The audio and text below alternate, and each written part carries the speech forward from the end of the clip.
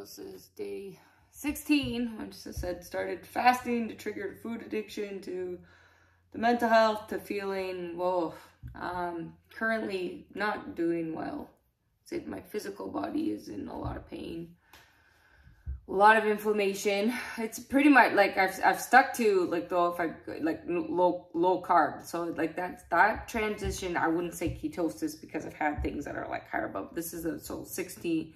So the first, well, almost 7 days was fasting, and then into the transition of the low carb, which I've pretty much stuck to. And that in itself, I think I have to realize it's probably changing my body a lot. So they say like, you know, you're supposed to feel better, this and that.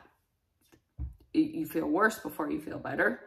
But there's the psychological things in that, and the body, you're supposed to, you know, but everybody's different, right? And I'm dealing with, and I understand, with the extreme amount of stress, cleansing out, you know, the eating disorder, and then the health conditions that I'm unclear about, right? So, and just not feeling good, and an extreme depression. So the depression is very, try to be aware of saying the depression versus I'm depressed. I'm trying, I guess I have to be more aware of that. And saying that because like the clinical depression, that's what you can't turn off, right? And that also causes physical things. But this is, it's a broken brain, right? People can't see that.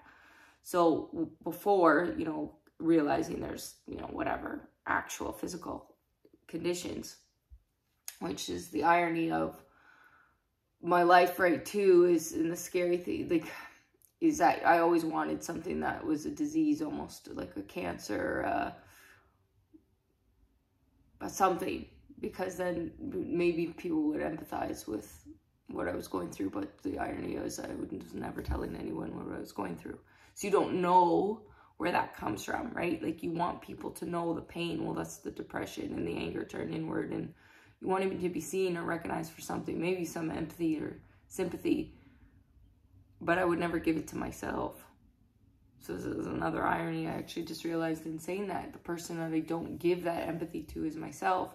And I also don't allow myself to like really be victim, but it comes out in a different way, I guess, right? So it's like, I don't want to be looked at as a victim.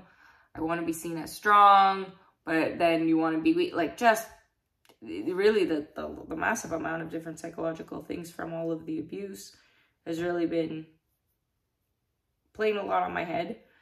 But I you know, I was thinking about it this morning. I had done a video, right, talking about just before I came into this situation. It's like, I'm craving being locked in a cage.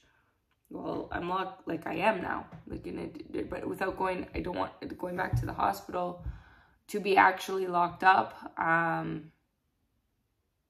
The way that I was, I never want to go back to that. I think I'm recreating that in the scenario, and my body's recreating that. The brain and the body connected and created that.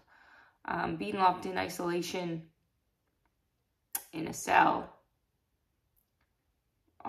when you only have a mattress and a piss bucket, is very different.